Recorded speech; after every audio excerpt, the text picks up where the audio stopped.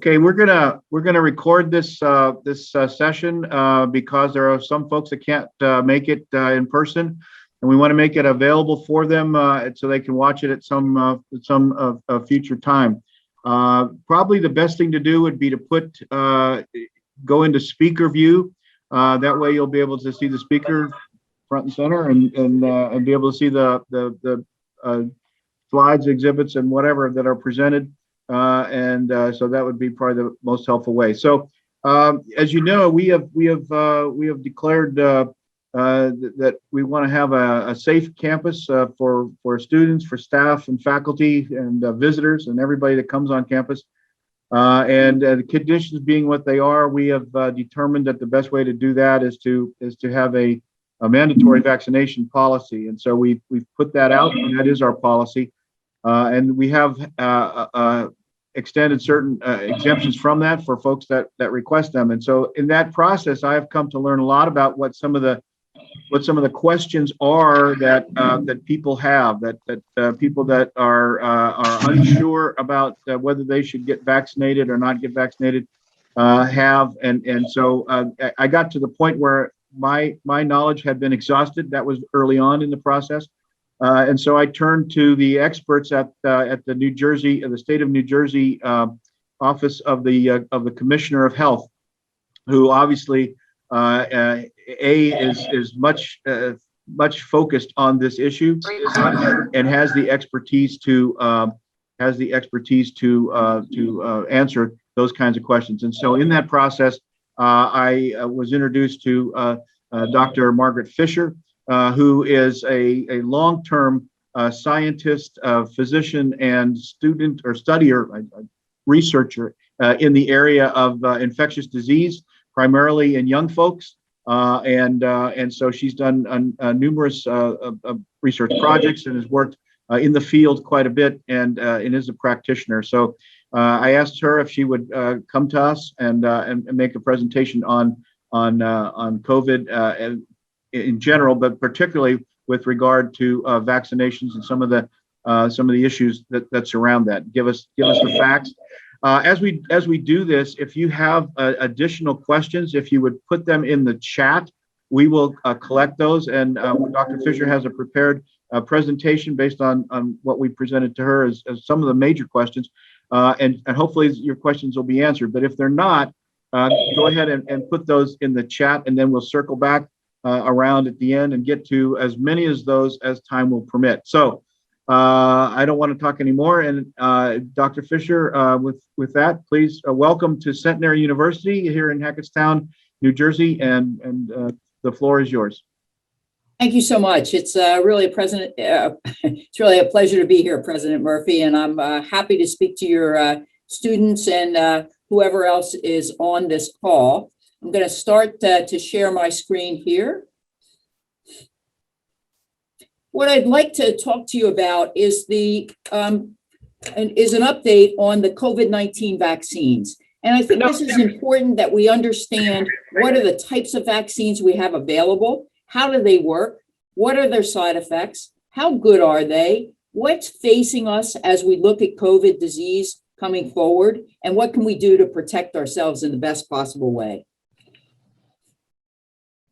So I always start with a disclaimer whenever I talk about COVID-19. The information on this disease and the virus that causes it, SARS-CoV-2, is really evolving every day. Our recommendations are frequently changing. And while this leads some people to be frustrated, the recommendations have to change as the information becomes available. And that's the reason for the changes in the CDC recommendations or the Department of Health recommendations. As the information becomes available, we need to change our recommendations so that we really are making sure that we're up to date. So whatever I say today may actually be outdated by the time I get done saying it, by the end of this week or by the end of next month. So I want to give you two trusted sources of really up-to-date information. And those are the New Jersey Government Department of Health website and the Centers for Disease Control and Prevention website. So you can go there to get really very up-to-date hourly information on what's happening in New Jersey and what's happening in the country. And if you're interested in the world, you can go to the World Health Organization and get information there on how this epidemic is affecting the entire world. So let's start with what COVID-19 is and how does it spread. So we know this is a disease caused by a virus. We know that it can be a mild, very asymptomatic disease even, so you can not even know you're infected, but it can also be a very serious infection with very long-lasting effects. We know it's spread easily. So if we look at this picture, the boy in the chair is talking, and as he talks, he makes little droplets. Those droplets are the little bits of spit that you make when you talk or sing or shout or sneeze, and those go out into the air. If he's infected, those droplets will contain the virus. And this person standing close to him will be exposed to that virus, not only on his eyes, but also in through his mouth and his airway. And that's the way that this virus can very easily get between two people. This is a picture that I enjoy because it shows what happens with those droplets. So this is a person sneezing, and you can see he's making lots and lots of droplets that are going out into the air. But look at this. Most of those droplets are falling to the ground, and most of the time they will fall to the ground within 3 to 6 feet. And that's where we get this distance of 6 feet. So what can you do to protect yourself? So the first thing you want to do is you want to wear a mask, and you want to wear a mask that's going to cover both your nose and your mouth. So it's got to be worn properly. It can't be worn down under your chin or on your sleeve or anywhere else. Why do you want it there? Because if you're infected and you don't know it, you want those viruses to be caught in your mask rather than go out into the air. And if you're not infected, while you're breathing in, you want that mask to filter the air that you're breathing. You'd also preferably keep about 6 feet away from other people because those droplets will fall to the ground within 6 feet. You want to avoid crowds and sick people as much as you can, because within crowds, it's hard to stay away from people. And obviously, if someone's sick, there's more chance that they're shedding virus. Washing your hands often is a very good thing to do in general. It turns out that the COVID-19 virus, SARS-CoV-2, is not particularly spread on surfaces.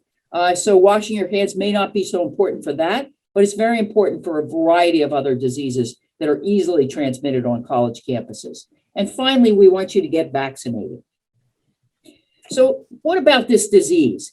Well, as I said, it can vary from no symptoms at all to a very mild upper respiratory tract illness like the cold, or it can go down into your lungs and cause pneumonia, or it can get to many of your organs, your heart, your bowel, your liver, your brain, and it can affect all of those organs. And in fact, it can lead to death. So to date, we've had more than 600,000 deaths across the United States and more than 23,000 right here in New Jersey. We know that disease in children and young adults is usually much more mild, either asymptomatic or mild, but not always. For children, that's under 18 years of age, we've had 349 deaths at least in the United States and 7 here in New Jersey. We also have this very unusual multi-system inflammatory syndrome that occurs in children and young adults. It occurs about a month after your infection, so it's a post-infectious problem. And it's your immune system just goes berserk and starts fighting yourself instead of fighting the virus. And that will end up a child in the hospital, in the intensive care unit. They go into shock. They need a lot of support. Fortunately, it's treatable, but it's a very significant illness. In the US, there have been over 4,000 cases. And here in New Jersey, we've had 130 cases. Fortunately, we've had no deaths in New Jersey, but there have been deaths throughout the rest of the country. The other thing I want to mention to you is this post-COVID syndrome. So it's been called long COVID or long haul COVID or post-acute COVID. These are people who either had a mild illness or a more significant illness, but they got over their COVID illness. They're no longer shedding the virus, but now about a month later, they notice these symptoms. They're having trouble breathing. They're tired. They just can't do things. And this gets worse after any little bit of activity. They also have this brain fog, difficulty concentrating, sleep disturbances sometimes, cough, chest pain, joint pains, palpitations of your heart, headaches, this crazy pins and needle feeling of your toes and your fingers, diarrhea, dizziness when you stand up, rash, fever, mood changes, smell and taste changes, and menstrual changes. Now, how common are these post-COVID conditions? Well, we're still learning a lot about this. And in some series, it's been 80% of people who had COVID developed these symptoms, whereas in others, it's been a third to 2/3. So not clear, but a pretty significant number of people who have had COVID have gotten this post-COVID problem. There have also been people who have multi-organ system effects and autoimmunity. I told you about that multi-system organ syndrome. And then there's people who end up in the intensive care unit. After they get out of the intensive care unit, they often have a lot of weakness, again, this brain fog, and often post-traumatic stress disorder. So all of these things can happen with COVID, even after the virus is gone. And this is certainly reasons that you should really think about getting the vaccine, making sure that you're protected against the disease. This brings us to the point that vaccines are safe, they're effective, and they're free for everyone who wants them. You don't have to be insured, you don't have to be documented. Everyone in New Jersey can get a vaccine. And now you don't even have to be a resident of New Jersey. If you're in the state, you can get a vaccine for free. So which vaccines do we have? Well, the original vaccines, the first ones to be authorized were the messenger RNA vaccines, and that's the Pfizer and Moderna vaccine. They were authorized for use back in December. Pfizer for age 16 and above, Moderna for 18 and above. Then we have the adenovirus vectors. In this country, we have the J&J vaccine or the Janssen vaccine. That was authorized the end of February. And throughout the rest of the world, there's the AstraZeneca vaccine, but that's not available in the US. And then you may have heard about this new vaccine, the Novavax. It's not yet available, but they are finishing up their phase 3 studies, and they will probably soon ask for authorization. And I'll tell you about each of these vaccines. So for the messenger RNA vaccines, what you do is you take a little piece of messenger RNA that codes for the spike protein, and you take that code and you put it into a lipid nanoparticle, into a little bit of fat. That little bit of fat allows the messenger RNA to get into cells. Once it gets into cells, the code is read and the protein is made. That protein then, because it's not a human protein, is recognized as being foreign, and your immune system reacts to it. So you make antibodies and you make cell-mediated immunity. And then when you get exposed to the virus, you have that protection against the spike protein, and therefore the spike protein can't connect to your airway, and you are much less likely to get sick. So the spike protein is this thing that sticks out from the coronavirus that gives it that weird look like a crown. And that's what you want to get immunity against. Now, these are 2-dose vaccines. So both the Pfizer and the Moderna are 2 doses. Pfizer at 3 weeks, Moderna at 4 weeks. People wonder, why is it 3 and 4 weeks? That's because that's the way the companies tested it. There's no science to it. It may be that 3 weeks would be fine for Moderna, but it wasn't tested that way. So it's recommended at 4 weeks, the way in which it was tested. And remember, both doses should be with the same vaccine. So there's no mixing and matching here. The J&J vaccine is a little bit different. So in this case, it's still the spike protein that we're interested in, and it's still that code, but instead of being in a lipid, it's put into an adenovirus, an altered adenovirus that won't replicate within you, so it can't make you sick, but inside of it, it contains that code for the spike protein. So it gets into you, it's read, and then you make spike protein, and again, you react to that spike protein. And the J&J vaccine is a single-dose vaccine. The Novavax vaccine, which you may have been hearing about, is a really unique process. So again, it uses that spike protein, but this time, instead of putting the code into you so you'll make your own spike protein, the spike protein is put into a baculovirus vector. So this baculovirus has the gene that codes for that spike protein, and that baculovirus infects moth cells. And then the moth cells make that protein. And then you harvest the protein from the moth cells, and it's put into a lipid nanoparticle. And in this case, there's an adjuvant added so that you get a boosted immune response. This is a two-dose vaccine. And again, as I said, it's not yet authorized for use. So one thing that people wonder is it really safe to use these? Weren't they developed too quickly? And the answer is no. Although these are new vaccines, they're not unknown. So the research had really already been done. And it had been done because of the SARS outbreak and the MERS outbreak back in 2003 and 2012. Those are other coronaviruses. And in order to shut those epidemics off, we thought we would need a vaccine. It turned out those epidemics pretty much didn't spread, so we didn't need the vaccine for them, but we used the same technology to make a vaccine against the SARS-CoV-2 virus. We also overlapped the clinical trials instead of running them one at a time, and we allowed the vaccine manufacturers to start making vaccine even before it was proven that the vaccine would work. So there were a lot of very smart scientists throughout the world who were given a lot of money to make this thing work. And that's what they did.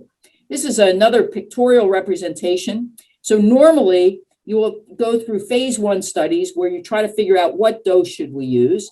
Then you go to, and this has like 10 to 100 adults in it. Then you get to phase 2 studies with several hundred adults to see are there any major side effects from the vaccine. Then you get to phase 3, which are thousands and thousands of adults, and that's to see if it actually works. And then you start the manufacturing process. In this case, because it's a pandemic and we needed the vaccine quicker, as soon as the right dose was figured out, they started those phase 2 studies. As soon as it appeared to be safe, they started those phase 3 studies, and all of these phases were completed. And in fact, they continue to monitor the people in these phase 3 trials, and they'll do so for 2 years. No. And again, this manufacturing was started early, so vaccine would be available. I am so in trouble This is right to now. give you an idea of the tests that were done. So the Pfizer was tested on more than 43,000, the Moderna on more than 30,000, and the J&J on more than 43,000. Again, Pfizer is 2 doses, 3 weeks apart, Moderna 4 weeks apart, and the J&J is a single one. It's important to remember that this vaccine works in males and females. It works in all the races that were tested, and it worked in people at underlying diseases. Many times we don't test vaccines in people with underlying diseases because it's harder to have it work in those populations. But for this disease, it was important to know, and therefore it was tested across those groups and shown to be effective. The serious side effects are rare, but we're going to talk about each one of them. And common side effects, as you would expect, are common. Those include pain where you get the shot, fatigue, headache, muscle aches, fever, and chills. And really, these are signs that your immune system is working. So again, these trials included people of different races and ethnicities, different ages, different underlying conditions, but no trial was done to compare Pfizer to Moderna or Pfizer to J&J vaccine. So there's no head-to-head trials of efficacy. It's also important to remember that trials were done at different times and in different locations. So there may have been different variants involved. All of these trials are ongoing for another 2 years, so we'll know how long your immunity lasts. And there's trials in progress for younger children. As you probably know, Pfizer's already been granted a authorization for children 12 to 18, and we hope that Moderna will get that same authorization. And they're doing tests now to children down to age 2. So what are the side effects? As I said, the most common is it hurts where you get the shot, no surprise. Other common things, fatigue, fever, headache, and the same ones that you're going to see always. As far as severe side effects, very, very low risk. But for the messenger RNA vaccines, it causes a little bit more severe allergy than other vaccines that we commonly use. So if you have a history of anaphylaxis, if you need to carry an EpiPen, you should talk to your allergist or your physician just to be sure that it's okay for you to get the vaccine. It's nice for me that the side effects are less common in people over 50. And unfortunately, side effects are more common after that second dose. What about the serious side effects? So one is this anaphylaxis. So you can have a very serious allergic reaction. With the Pfizer, there are about 11 cases per million doses, almost all of them within 15 minutes or within 30 minutes of immunization, most in women and most in people who had a history of allergy. With Moderna, again, an increased over background of severe allergic reactions to the vaccine, almost all within 15 minutes, in this case, all in women, and most of the people had a history of allergic reactions. So because of this, the recommendations are that every place that gives vaccine has to be ready to manage anaphylaxis. That means they need the epinephrine pens, the EpiPens, and they can be in pre-filled syringes or auto injectors so that they can manage someone who's having one of these reactions. And in fact, anaphylaxis is reversible easily as long as you give that epinephrine quickly. We also screen people who are going to get vaccinated to ensure that we identify people who might need to be watched a little bit longer in case they would develop a reaction. And we make sure that all the vaccinators know the signs and symptoms and are ready to treat it if needed. And then all of these reports, all of these reactions should be reported to the VAERS reporting system so that we can keep track of them. Well, what about myocarditis and pericarditis? So since April, we've had many reports, and it's probably 500 to reports, but remember, we're immunizing millions and millions of people. And these have been in people who got the messenger RNA vaccines, most commonly in men and in adolescents and young adults. More common after the second dose, usually within 3 to 4 days of the second dose. But the good news is most patients responded very quickly to treatment. So what they had as symptoms of myocarditis or pericarditis, myocarditis is your heart, remember. So they had chest pain, and when they had laboratory tests done, they had evidence that their heart muscle was inflamed. They were treated with things like ibuprofen and got better incredibly quickly, and within a day or two were really pretty much back to normal. So the Centers for Disease Control and the Advisory Committee on Immunization Practices looked at all of these reports and looked at the risk and the benefits and determined that it is still better to give the vaccine to everyone 12 years and above. And they're continued to monitor for any evidence of myocarditis or pericarditis. For the adenovirus vector, for the Janssen vaccine or the J&J vaccine, again, most common complaint is just that simple pain at the injection site. Side effects less common in older people, and because it's single dose, there are less side effects overall. The serious side effect with the J&J vaccine is this low platelet count and clots. So your platelets are what helps your blood to clot, but this is an unusual problem where your platelets are low, but your blood is clotting, and it's clotting in bad places. So within the brain, there have been clots, and also within the abdomen. In the series that looked at this, there was a single case that happened to be in a man. And then there were 6 additional cases reported, all in women between the ages of 18 to 48, and one was a fatal case.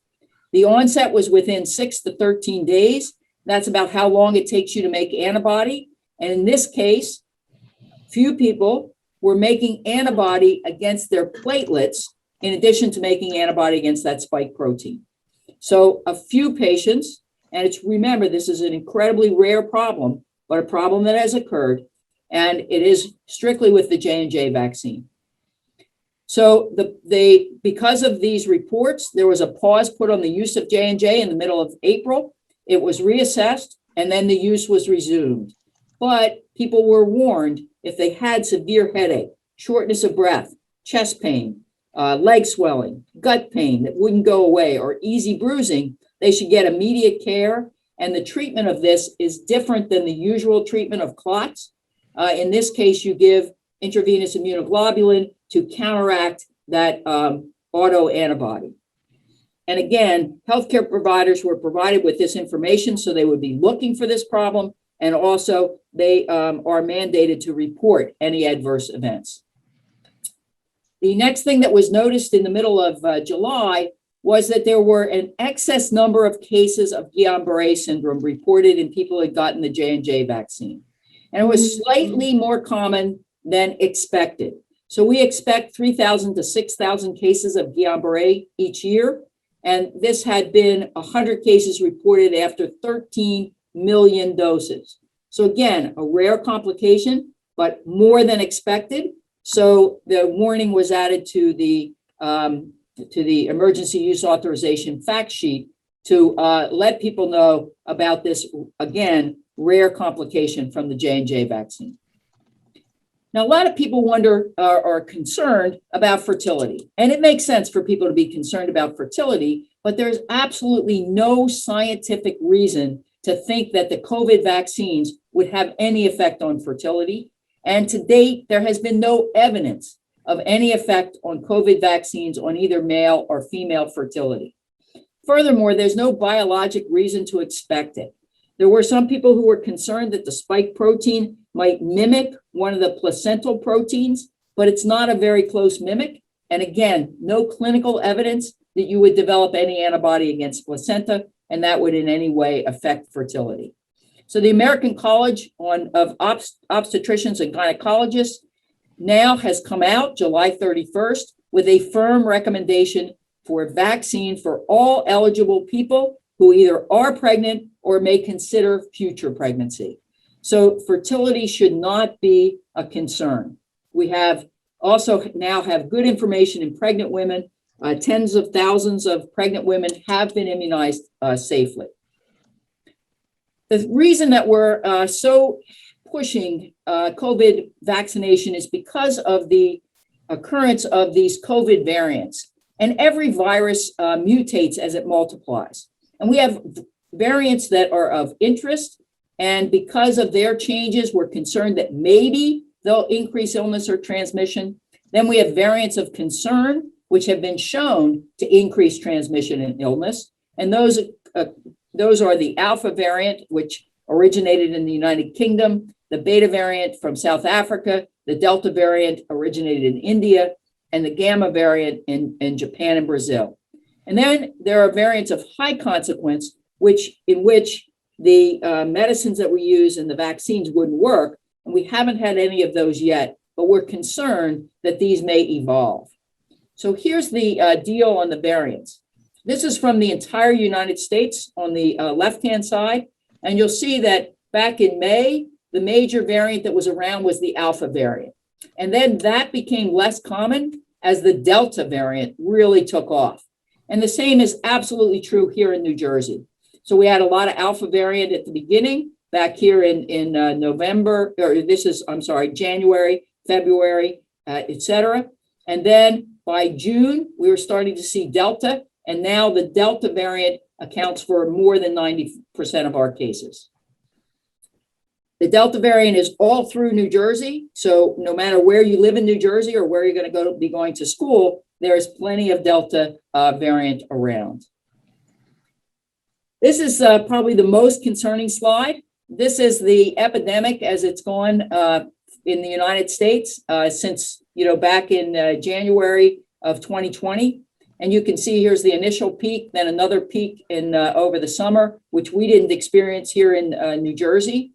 And then a big peak starting last October, November, December. It dropped off, peaked again. And unfortunately, we are now seeing another surge. And you're hearing a lot about this in Louisiana and Florida and Arkansas, where their health systems are being overwhelmed. We are seeing a surge here in New Jersey, but it's a milder surge. But we went from having only a few hundred cases a day to having over 2,000 cases a day for the last several days. So this is clearly of concern and the reason we want everybody vaccinated.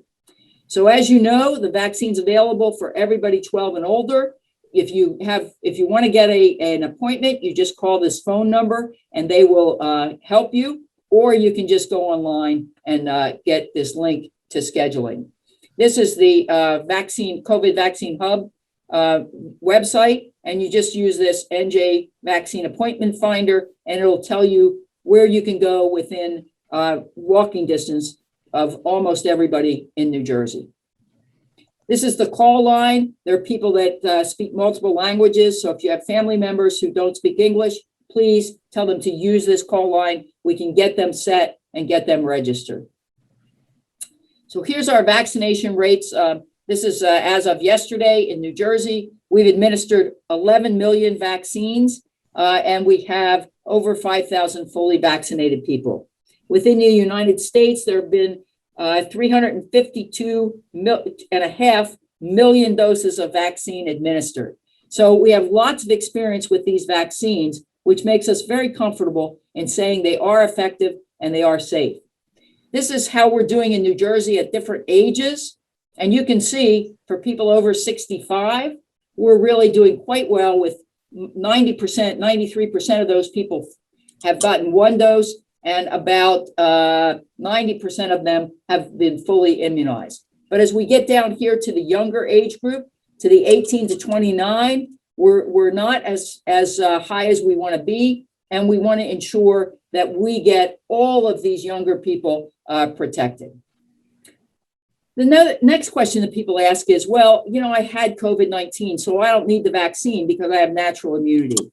And in some cases, natural immunity is better than vaccine immunity, but in some cases it isn't. So for a disease like tetanus, if you have tetanus, you actually are not immune to getting tetanus again. But for a disease like influenza, you have a little immunity, but it's not as good as the vaccine immunity. And for COVID-19, we don't have a lot of information. This disease has only been around for a year and a half, but what we know is that natural immunity does seem to be pretty solid for at least 3 months and maybe longer. But vaccine immunity seems to be even better. And we know that if you had the disease and you get immunized, it actually boosts your immunity and broadens the number of strains of COVID-19 that you're protected against. So even if you've had the disease, we still want you to get that vaccine. Now, there are trials underway to see if people have had the vaccine really need both doses or if a single dose would work, but these are not completed to date. So that's what I have to say. I hope I've answered many of the questions that you raised ahead of time, and I'd be happy to take additional questions at this point. Okay. Thank you very much, Dr. Fisher. That was extremely informative. And, you know, I think a lot of us now have heard a lot of those words. I know you have been working with those kinds of things for most of your career. And so it's you know, for those of us that this is relatively new, we're trying to figure that out. We did have some questions in the chat. Let me just say that the questions that relate to Centenary policy or how we're going about it or whatever, we won't discuss now. We have recorded this and we will be getting back out to everybody later. So, but Claudia, would you like to hit some of the questions? Yeah, just 1 second, please. Okay. What's the difference between the flu shot and the COVID vaccine in terms of how it works on the body and affects us? So the influenza shot is a very different kind of shot. It's an inactivated vaccine for the most part, the inactivated vaccine. So you simply take the virus and you inactivate it and you use that as the antigen to stimulate the immune response. There's also the live attenuated influenza vaccine where you modify the virus, spray it in the nose, and people can respond in that way. But it's an entirely different process. It's not this messenger RNA or adenoviral vector as I described for the COVID. Okay, the next question is, how does the COVID test know if you have the Delta variant, or since these tests are all the same? So it doesn't. When you go get your test, you will not know whether you have a Delta variant or not.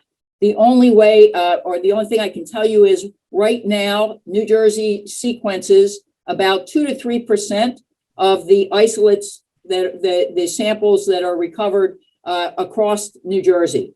So there are certain sites that are the sites to monitor, and those specimens are submitted to the state. The state sequences them, and within the last 4 weeks, 90% of those sequenced have turned out to be Delta variants. So that's why I can tell you that almost certainly if you have it now, you have the Delta variant. Okay. The next thing is,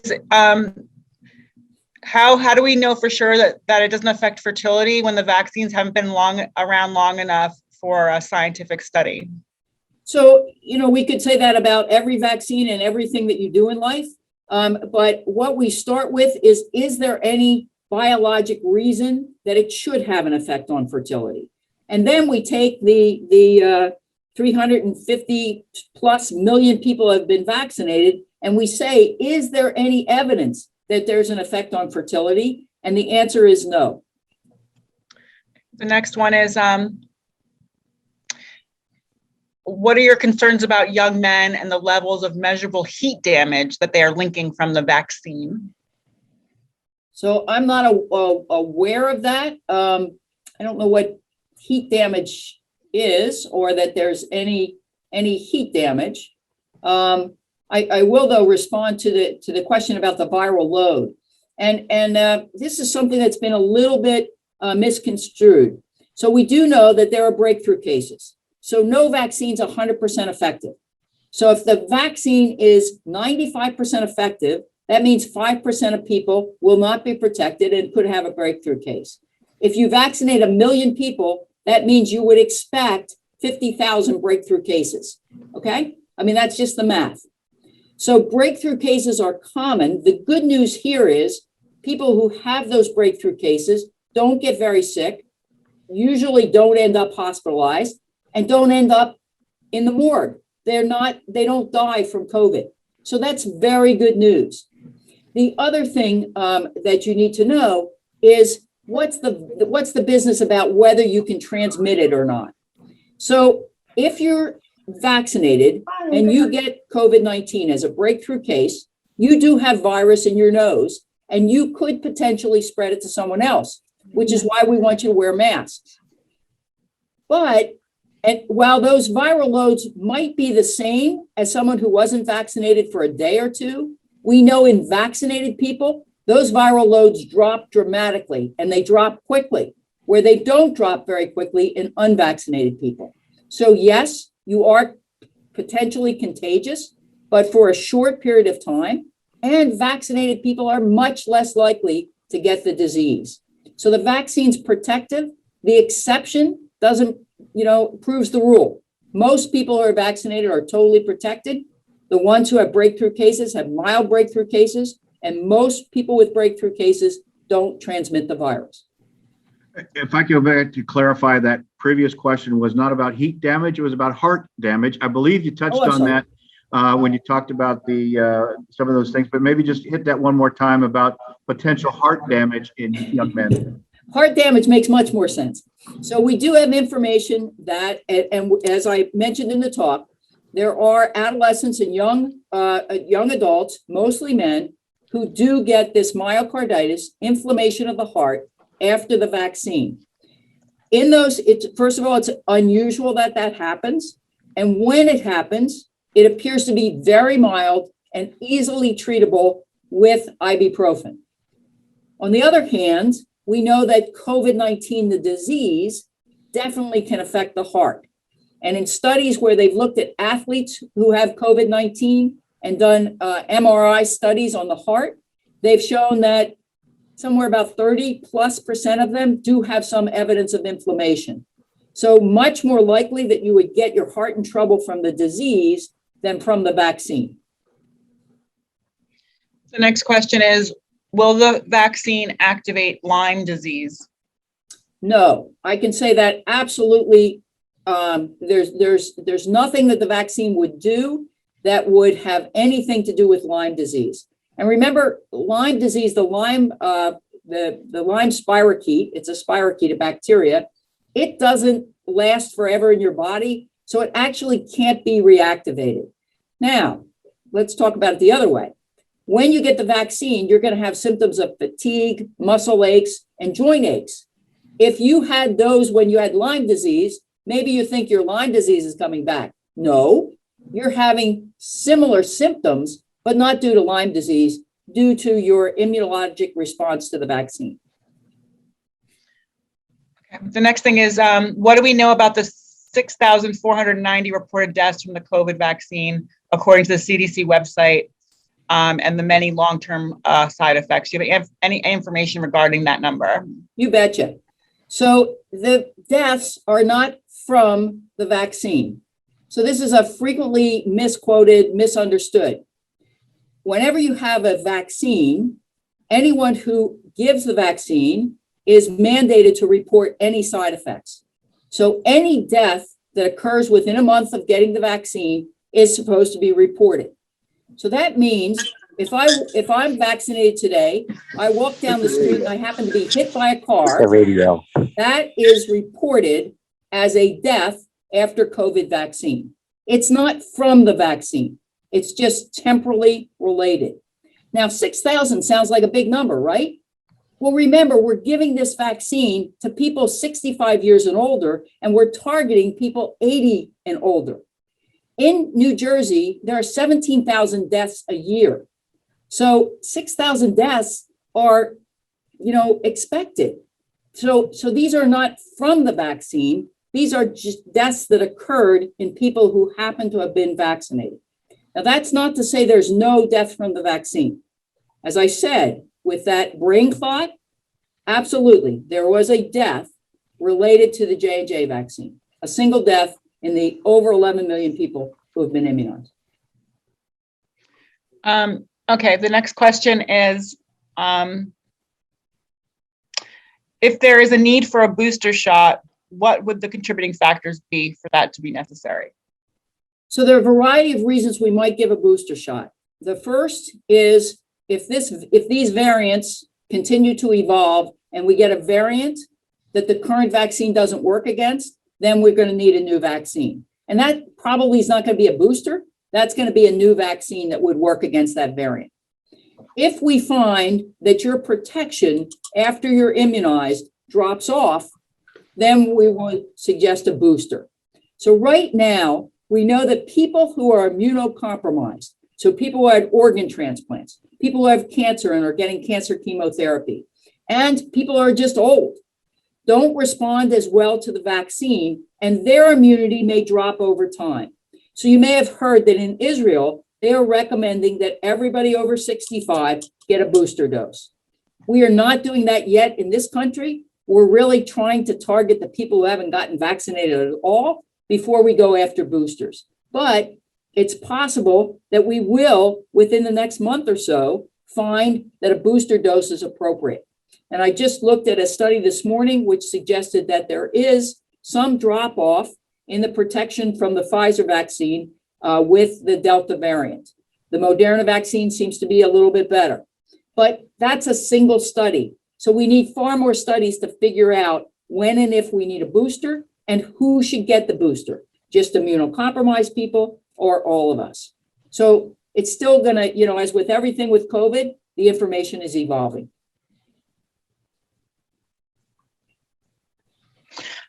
Okay, almost 6 million people in New Jersey are fully vaccinated. The others are with natural immunity and others with antibodies. If these numbers are still rising in the summer with all these numbers of people vaccinated, how can you say the vaccine is working properly as many are vaccinated in New Jersey? Thanks for the question. I'm looking at the people who are being hospitalized. So as of today, we have 600 people hospitalized due to COVID-19. And if we look at those people, 99% of them are unvaccinated. They have not received the vaccine. So that's how I can say the vaccine's working. I look at the people who are being hospitalized, the people who are ending up in our intensive care units, and unfortunately, the people who continue to die. And those are the unvaccinated people. Okay, and I think you talked about this a little bit, but I'll just ask the question. What are about the neurological concerns with the J&J vaccine? Patients are now reporting numbness in the face, fingers, and feet, along with other issues. Do you have any additional information on this? So the major concern with the J&J vaccine is the Guillain-Barré syndrome. And in Guillain-Barré syndrome, you have weakness that starts in your toes and comes up your body. And sometimes it doesn't progress, but sometimes it gets all the way up to your diaphragm, and then you need help breathing because of that weakness. As far as the tingling and those features, they may just be a non-specific immune reaction and may not be specific to this. Also, those are symptoms of post-COVID. The long hauler syndrome absolutely includes all of those neurologic symptoms. So it may be that someone who was vaccinated actually had COVID and didn't know it, and it's then would be hard to know, are there symptoms due to the COVID or due to the vaccine? So we just need to, that's why we're monitoring the safety of these vaccines with several different systems, not only the VAERS system, but the VTRAC system, the vaccine safety data link system. There are a number of different federal and state processes that are in place to monitor for the safety of these vaccines. Okay, and the last one is, are you tracking the VERS report, VERS report? There are over 12,000 deaths and many adverse long-term side effects. Do you have any information regarding those numbers? Sure. So the VAERS is Vaccine Adverse Events Reporting System. So that's what VAERS stands for. Anyone can report anything in VAERS. And in fact, doctors who give the vaccine are required to report anything that happens to a person. And one thing that people don't understand about VAERS is you're just reporting everything that's temporally related so we can see, is it a problem or isn't it a problem? So if someone dies after they receive the vaccine, that is supposed to be reported to VAERS. It doesn't mean that the vaccine caused the death. So again, you walk across the street, you're hit by a car, you die. It has nothing to do with the vaccine, unless you were doing, I don't know, it doesn't have to do with the vaccine. So, but it would still be reported as a death. So what the government does is they look at all those reports in VAERS to see, is there a safety signal? Are there too many things reported, like too many cases of Guillain-Barré? Or are there these weird clots that came up on the VAERS system? And then if there are, they use the vaccine safety data link, which is information from six healthcare systems across the country. So it's about 20 million records, all de-identified. So there's no problem with protected health information here. It's all de-identified information, but they can look to see, did people who got the vaccine, did they have a certain outcome versus people who didn't get the vaccine? And that's what they did when they saw the cases of the clotting. And that's why they paused the use of the J&J vaccine to see exactly how extensive is this problem and what's the risk-benefit ratio. Okay, and this is the last question.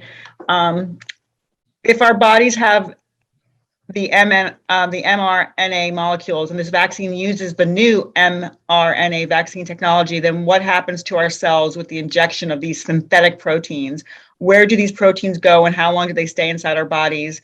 Since the vaccine uses relatively new technology in the last 10 years, how do we know the safety of these synthetic proteins? Sure. So what happens with that messenger RNA is that it's rapidly degraded.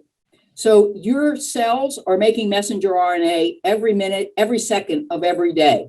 And that messenger RNA is degraded. The codes are read, and then the messenger RNA is degraded. It's metabolized within your cells. So that's exactly what happens with the synthetic messenger RNA. It's metabolized within your cell, and it's gone within probably within about 12 hours of the time you get the injection, but certainly by 24 hours. So it doesn't stay with you. And another thing people were confused about is, could it alter somehow your genetic material, your DNA? And it can't. The messenger RNA is in your cytoplasm, your DNA is in your nucleus, and there's no way for the messenger RNA to get to your nucleus, and there's no way for it to be transcribed into your DNA. So there's no effect on your DNA by these synthetic RNA vaccines, and that synthetic protein doesn't stay within your body. So that's good news. Okay, well, thank you very much. This has been extremely, I've learned a lot. I hope everybody else has too. Those people that ask questions relating to the university policies and things like that, we'll look at those and we'll get that word out and clarify to the extent we can. But I really appreciate Dr. Fisher, someone who has spent her life in trying to keep people, and as I said before, especially young people, healthy and safe at this time to be working at the office at the state level. And so we are so appreciative. I wanted to, one of the things that I get to do as president is to recognize excellence. And I think this was from what we wanted to have, what we wanted to learn about the vaccination and what you presented. I think this was an excellent presentation. And when I see excellence, I reward that with my coin. And I'm going to send you my coin. And on the one side, it has the great seal of our university. And on the other side, it says presented by the president for excellence. And so, Dr. Fisher, in the name of the students, faculty, and staff at Centenary University, I'll be sending that to you. And so you'll have a memory of today, and we will remember the great wisdom that you shared with us. And so we thank you very much. And to everybody else, stay cyclone safe, and we'll see you on campus soon. Thanks. Appreciate it. Thank you.